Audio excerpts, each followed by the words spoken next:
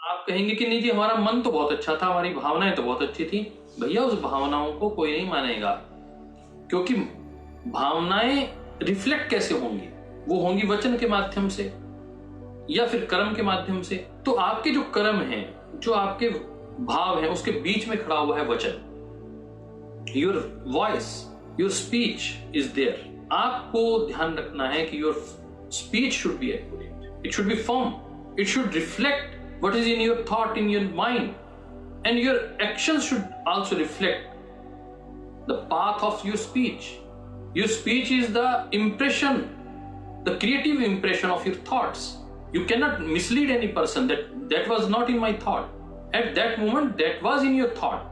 Now you want to change your thoughts, that is good, but you can't say that these words are somewhere, it came from outer part of the universe. Your speech, your words are the part of your thoughts. As you think, so the words comes out of your mouth. The expressions comes on your face. तो मन, वचन और कर्म तीनों ही महत्वपूर्ण है। मन means your thought, वचन means your speech, कर्म means your action. All are important. तो कह रहे हैं कि the benefit of practicing सत्य, truthfulness. तो अगले उसमें सूत्र में कह रहे हैं कि आपके सत्य का, ट्रूथफुलनेस का क्या लाभ होता है। What is the benefit of practising. जैसे अहिंसा के प्रैक्टिस करने से आपके आसपास वाले लोग भी अहिंसा में स्थापित हो जाते हैं। मैंने कहा कि योग का सबसे महत्वपूर्ण जो तत्व है कि मैं किसी को हार्म नहीं पहुंचाऊं, मैं किसी के जीवन में कष्टकारक ना बन जाऊं। मेरा जीवन ऐसा हो जो दूसरों के जीवन में खुशियां लाने वाला हो। ऐसा ना हो जाए कहीं गलती से भी कि मेरे जीवन से दूसरे के जीवन में खुशियां ना आए, उल्टा कष्ट आ जाए, मेरे शब्दों से किसी का मन को ठेस पहुंच जाए, मेरे कार्यों से किसी के जीवन में कोई कष्ट आ जाए, ऐसी कोई हिंसा ना कर दूं। तो हम बार बार ईश्वर से कहते हैं, मुझे ऐसा बना दो मेरे पिता, जीवन में लगे ठोकर ना कहीं, जाने अनजाने भी मुझसे नुकसान किसी का होना कभी, मुझे ऐसा बना दो मेरे पिता कि मुझे जाने अनजाने भी किसी का मैं डैमेज ना कर पाऊं, किसी के साथ वायलेंस ना कर पाऊं, जाने अनजाने में भी किसी का की नेगेटिविटी या वायलेंस उसके साथ ना। तो योग में जो लोग स्थापित होना चाहते हैं उनका पहला कर्तव्य है कि वह अहिंसा को स्थापित, नॉन वायलेंस को स्थापित करें। मन, वचन, कर्म से किसी के जीवन में यदि हम प्रसन्नता नहीं ला सकते तो अप्रसन्नता लाने का प्रयास न करें। इसके बाद कह रहे हैं, सत्य प्रतिष्ठायाम क्रिया फलश्रयताम, क्रिया फलश्रयतवम। द बेनिफिट ऑफ प्रैक्टिसिंग सत्य, the truthfulness is when one is established in truth, then all actions move towards their results. Without kriya, one can enjoy the result of yajnas. तो कह रहे हैं कि यदि सत्य का आचरण आपने करना शुरू कर दिया और कहा सत्यम वदः प्रियम वदः, सत्य बोलो परंतु वह मीठा होना चाहिए। आपने अंधे को सामने से अंधा कहा तो यह मीठा नहीं कहा आपने प्रयास किया कि किसी को बुलाना है तो उसके लिए लंगड़ा कह के किसी को बुलाएं, अंधा कह के बुलाएं, काना कह के बुलाएं, तो ये उसके लिए अपशब्द है। कोई सूरदास कहा जा सकता है। शब्दों का चयन, लोग सोचते हैं कि शब्दों के चयन में क्या महत्व है, बोल दिया हमने तो फिर क्या हो गया। आप मेरे भाव को समझ ही नहीं पाए, देख ही नहीं पाए, मैंने तो कहना कुछ और चाह रहा था। शब्दों पर आप क्यों जाते हैं, मेरे भावों पर जाएं। अरे भैया शब्द कहां से निकलेंगे, ये शब्द आपके भीतर से ही तो आ रहे हैं। कह रहे हैं कि one is established in truth, then all actions move towards their results. यदि आपने सत्य में प्रतिष्ठित हो गए तो उसके बाद जो फल आएंगे, जो क्रिया फलाश्रयत्वम, वो जो क्रिया फल आएंगे वो रिजल्ट ओरिएंटेड होंगे।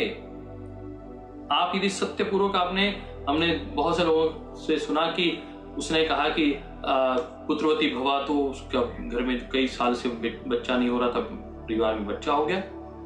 हमने कहा कि कोई महात्मा घर में आए, उन्होंने आशीर्वाद दिया कि आपका बेटा बड़ा विद्वान होगा, तो उसका बेटा बहुत विद्वान हो गया। कभी किसी ने कहा कि आज तो बरसात होगी, तो बरसात हो गई। किसी ने कहा कि स्वर्ग आपको प्राप्त होगा, लोग आशीर्वाद देते हैं कि यशस्वी भवा, आप यशस्वी हो। तो कह रहे हैं कि जो सिद्ध योगी होते हैं, जिनकी वाणी सिद्ध हो जाती है, सत्य प्रतिष्ठित हो जाती है, वो जो भी बोलते हैं वह घटित हो जाता है। ये मैं नहीं कह रहा हूं, मैं आज आपके सामने आज 2 ये प्रमाण इसकी फोटो खींचकर इसको व्हाट्सएप करूंगा, आपका जो हमारा ग्रुप है उसमें इसको व्हाट्सएप करूंगा। तब आपको ये ध्यान में आएगा कि जो हम कह रहे हैं इस बात को कि सत्य जो है वह क्रियाफल श्रेयत्वम, ये क्रियाफल को लाने वाला है। जो आप कह देंगे फिर वो घटित होगा। तो सत्य को जब हम धारण कर लेते हैं, जब हमारा जीवन पूर्णतः सत्य प्रवक होता है, भावना बिल्कुल सत्य प्रधान होती है, तो ईश्वर हमें एक इच्छा दे देते हैं। मैंने कई बार अपने साथियों को कहा, मित्रों को कहा कि कभी भी नेगेटिव वर्ड्स ना बोलो, क्योंकि जो आप कह दोगे भगवान सारे दिन में कहते हैं कि 1 सेकंड के लिए हाथ उठाकर कहते हैं तथास्तु। जो लोग ये कहते हैं कि मेरे जीवन में तो कुछ नहीं हो सकता, मैं ये कार्य नहीं कर सकता, मैंने कल आपको उदाहरण दिया था, वो दिव्यांग को देखें ओलंपिक में, जिनके हाथ नहीं होते हैं, पांव नहीं होते हैं, वो किस तरह भागते हैं और किस तरह लोग जीतते हैं। लोग कहते हैं नहीं मेरे पास गाड़ी नहीं है, तो उनको देखें जिनके पांव नहीं है।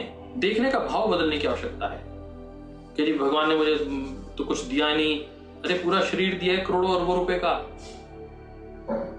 2 हाथ दिए काम करने के लिए, 2 पांव दिए, इतनी अच्छी बुद्धि दी है, इतना अच्छा सुंदर शरीर दिया है, आकर्षक शरीर दिया है, निरोग शरीर दिया है। वो देखो जिनको बच्चे, जिनको पैदा हो जाने के बाद कोई किसी का हाथ पांव नहीं चलता, कोई अपनी सम्मति में नहीं है, पागल खाने में घूम रहे हैं। तो भगवान ने हमें जो दिया है उसको हम यदि हृदय से स्वीकार करें, ईश्वर का धन्यवाद करें, तो बहुत कुछ दिया है। मैं देखता हूँ हमारे परिवार में कई बच्चे ऐसे हैं जिनको सुनाई नहीं देता, जो बोल नहीं सकते। आरोग्यवान बच्चों को हम जब देखते हैं तो ईश्वर को बहुत धन्यवाद करते हैं कि प्रभु आपकी बहुत कृपा है, आपने हमें ऐसे स्वस्थ बच्चे दिए हैं। तो ईश्वर का जब धन्यवाद करने का अवसर आए तो उसमें फिर आप कंजूसी ना करें, क्योंकि देखें आप कि चारों ओर वो जो स्थितियां हैं वो बहुत विकट हैं। तो जो हमें प्राप्त है हम उसको छोड़ना चाहते हैं, हम असंतोष कर बैठते हैं कि नहीं मुझे तो और ज्यादा चाहिए, और ज्यादा के चक्कर में जो हमें प्राप्त हो रखा है वो भी हम छोड़ देते हैं। कई बार व्यक्ति अपनी ही परछाई को पकड़ने की कोशिश करता है, परछाई पकड़ में नहीं आती, व्यक्ति खुद गिर जाता है। तो मैं कल भी चर्चा कर रहा था कि अपने अतीत को छोड़ दो। अतीत जो बीत चुका है उसके विषय में यदि हम उसको पकड़ने जाएंगे तो हम अपना वर्तमान भी खो देंगे। हम अपने वर्तमान को सुख कारक बनाना चाहते हैं। हेयम दुखम अनागतम, जो आने वाला दुख है यदि हम उसको रोकना चाहते हैं तो जोगी जोग जुगत से करना, फिर तो जुगत पूर्वक, योजना पूर्वक, निष्ठा पूर्वक हमें कार्य करने की आवश्यकता है। मुझे लगता है कि आप इस बात को अच्छे से समझेंगे। जो भविष्य के आने वाले कष्ट हैं हम अपनी योजना के साथ, अपने भाव के साथ, अपनी नीति के अनुसार उसको बदल सकते हैं। कहीं ऐसा ना हो कि हम आने वाले दुख को और बड़ा कर लें अपने वचनों से, अपनी हिंसा से, किसी को शारीरिक मानसिक कष्ट देकर